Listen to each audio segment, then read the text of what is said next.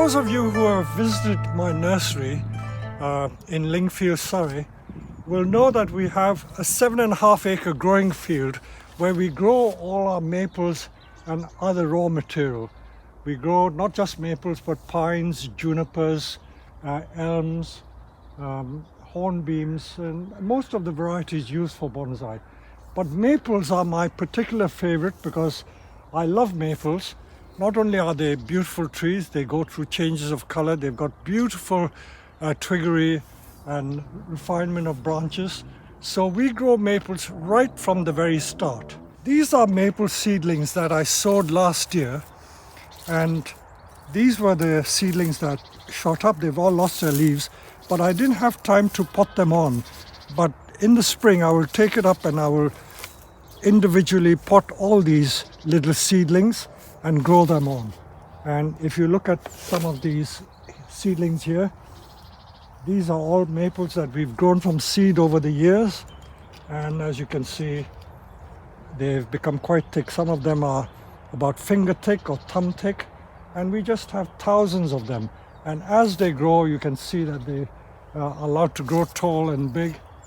If you look behind us here, these are all maples around here.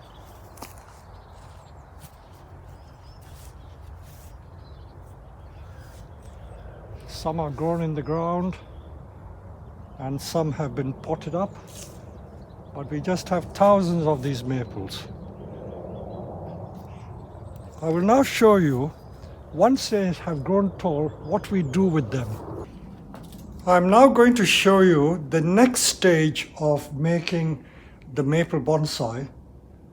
As I showed you earlier, the tall trees, which are 4 to 8 foot high, would have been air layered at about this high, so the top part will either have been used for another air layer or cut off and thrown away. And then where it has been cut, you will see all these side branches growing, and this is the new leader which is growing. So lots of new branches which are coming. So these I may just tease and put it into a bigger pot, but as you can see, the leader is growing very nicely here. I will just show you something else. You see that this part has died off, but I'm not going to cut it. I'll let it die naturally, and when the wood rots, it'll callus over. If you cut it too soon, you may get further dieback. So I don't always cut hard back in case you get further dieback. What I will do at this stage to this tree is just shorten these twigs so that all the energies are not spent in sending long shoots. By doing this, I'm going to encourage more twig to develop, and I will pull this leader up. I'm not going to cut it here straight away. If I cut it here, it won't get a chance to develop. If I let it grow tall, the leader will get nice and thick and you will get a better taper. So this is all I will do for this tree. This is obviously the front. I will take you through all these different examples because every tree is different and you need to make the right choices for them. Then there's another one. Now this one is very interesting because, as you can see, there was a bit of damage to the front there. So this has made a natural shari. Look at it. It's all natural, nothing artificial about it. So this will become a feature of this tree. Unfortunately, the leader is growing there, so it's growing up that way, so the front may need to be adjusted slightly over here. Now that the new leader is growing, I can probably safely cut this one off. And when I cut, you must be wondering why I always leave a little stub proud here. I don't cut right back here, because if you cut right back here, it could die back to the next point. So it's better to leave a little bit there so that it will die naturally to this part. So don't be impatient, but leave that little bit. You can seal it if you wish, but I don't think there is any need to seal. It will just either callus over or die back to the next point, like this one. You see the branch there, I left a little stub, it just dies back to that point. So this is the next stage of making the bonsai. I will let this leader grow tall, so I'm not going to attempt to cut it. I could, if I want to, wire this out a little bit, but that's all I will do to that particular one. As I said, every tree is going to be different. Now this one is different again.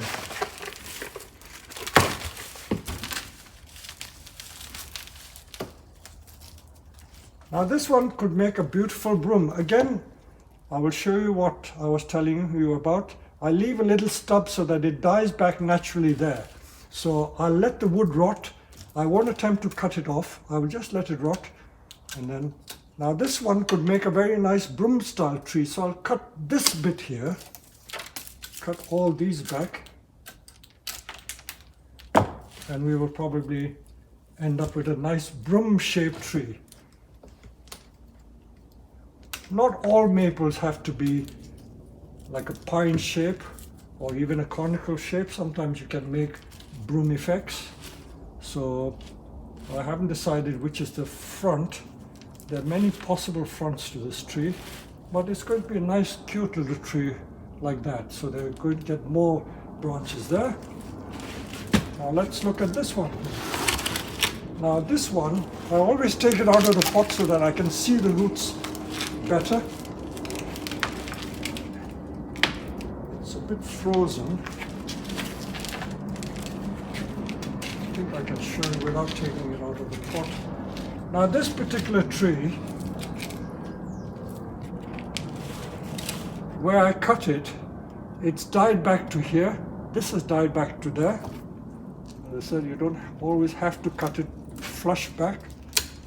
When it dies back, you can then cut it. So I could cut that there as well. So, but it's got two heads there, which we don't want. So I think we will cut this off. So if I get my colleague here to cut it for me with the saw, or we might even try the loppers. Let's try the saw. Now, as I was saying to you, I don't like to cut flush, because if I cut flush, it could die back further. But there are no hard and fast rules to doing it. Maybe I can cut it flush in this instance.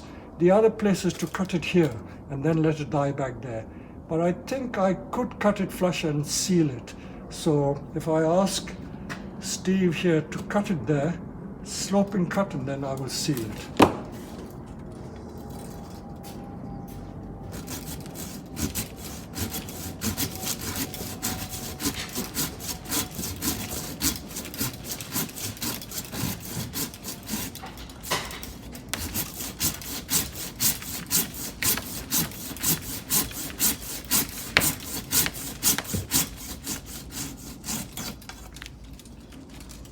There you are, that's a very nice cut there, and I can finish it off if I wish with the concave cutter.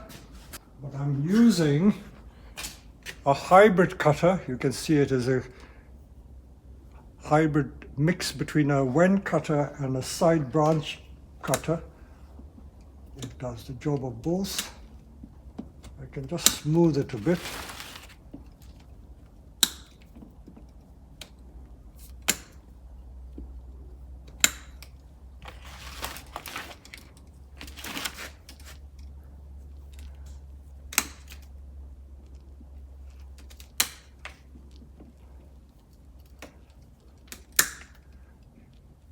I find that you can do this work either in the very early spring, around February time, end of January, February, and if you have an unheated greenhouse, you can protect it in there.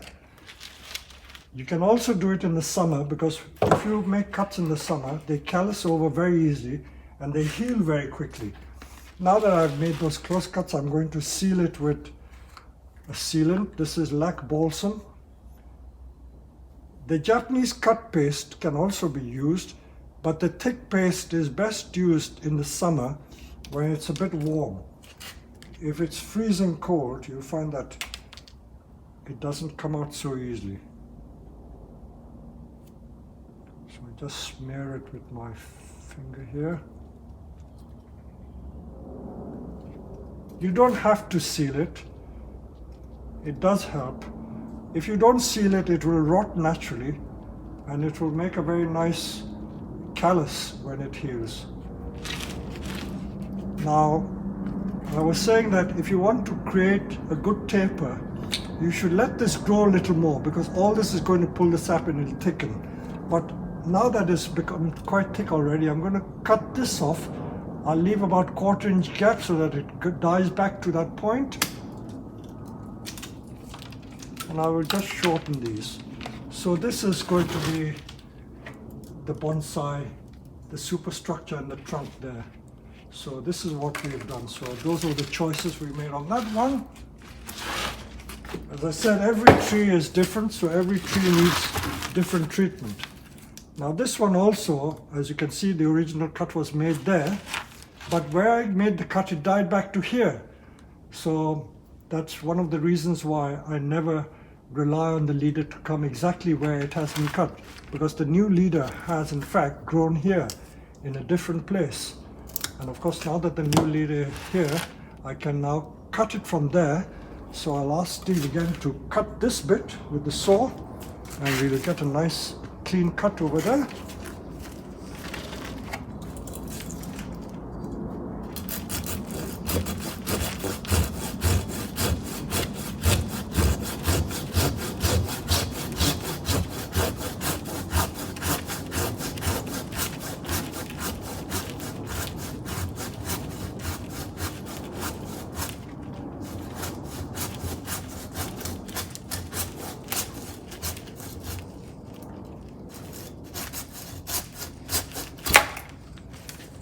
Okay, and then we will use the hybrid cutter again to smooth the edges.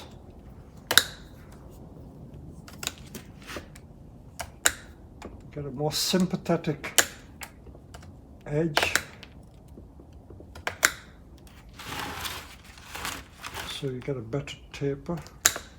Because this leader is growing so strong, I don't have any fears of it dying back too much, because that will take over.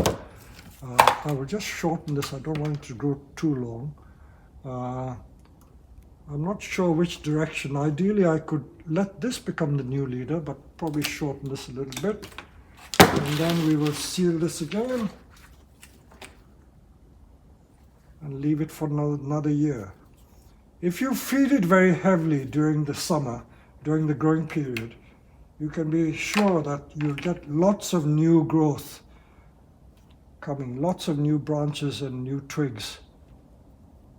Most deciduous trees produce shoots very easily, and if you feed them, they become very vigorous.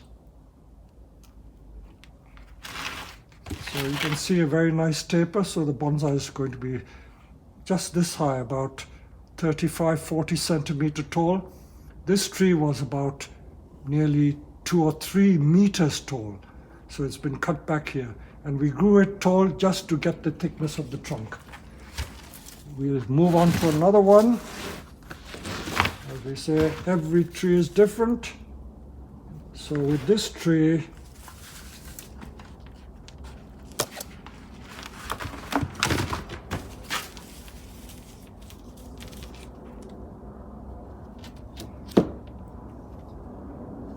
there's no point letting that go as a leader.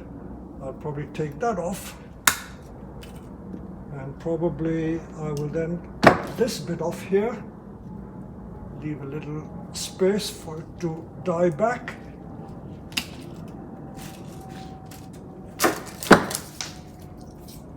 Maybe just seal it a little bit.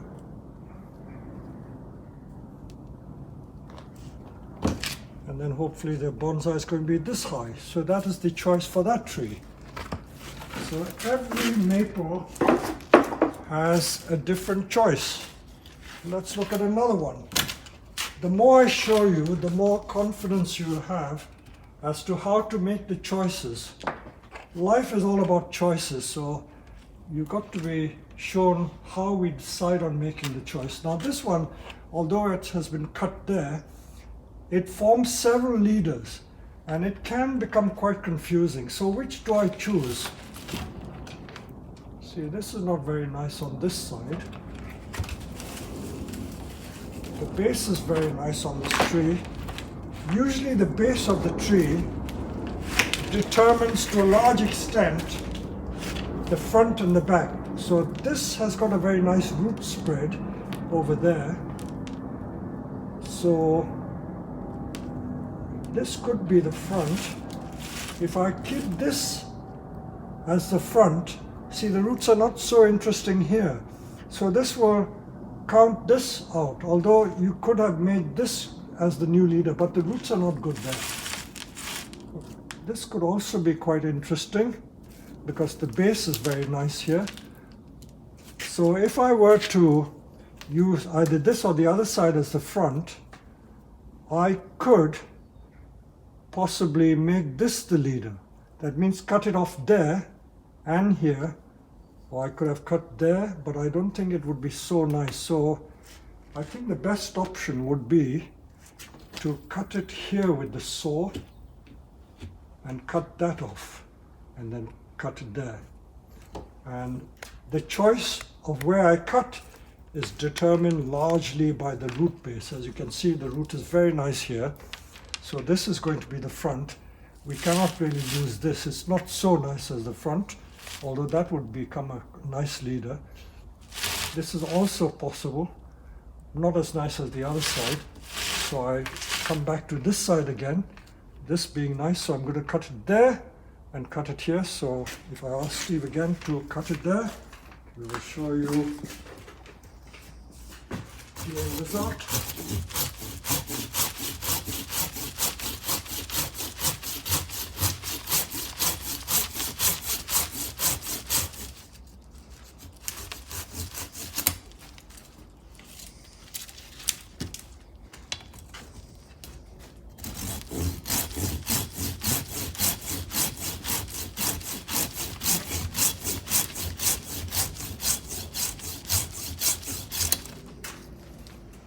Okay, so as you can see, it's quite a nice taper that we've got. You can always refine it by using a branch cutter. But as I said, you don't have to worry too much. If you let it die naturally, this will rot away and the taper will become quite natural. So the tree will probably end up about here, but I'm going to let it grow to pull the sap up and then hopefully encourage a lot of these branches to grow to form the side shoots. Again, this is a very nice base here, as I said earlier. So this will continue to be our front. So let us just seal the cuts just to be on the safe side.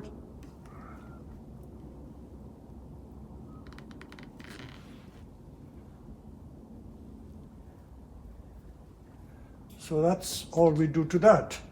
So as you can see, unlike making bonsai from conifers like junipers and yews, where you get a very instant effect, with deciduous trees, it's all a question of cutting everything off and waiting for it to grow again. So making bonsai requires patience. I know that it's obvious, but sometimes we have to remind people that there is a lot of patience involved in making the bonsai. Now this is a very interesting tree, and let me get it out of the pot because the base is very, very interesting on this one. Growing roots through the pots very quickly, and if you're not careful, the roots will become very thick and you can never take it out of the pot. I think I've caught this in time.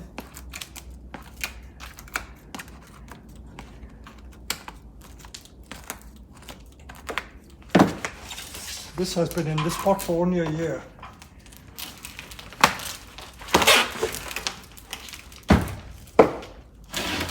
So, this lovely base here. And it's almost like a multi-trunk tree. So I might even keep it as a multi-trunk, in which case, let's see what are the choices here.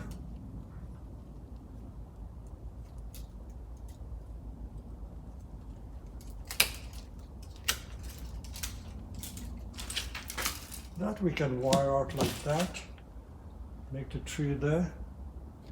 Now this thick branch here, I don't want it to grow too much, so I'm going to cut it off there. And then this tree, we could make this the leader, in which case we can cut out of there. And if I can ask Steve with the loppers, we can just make a cut over here.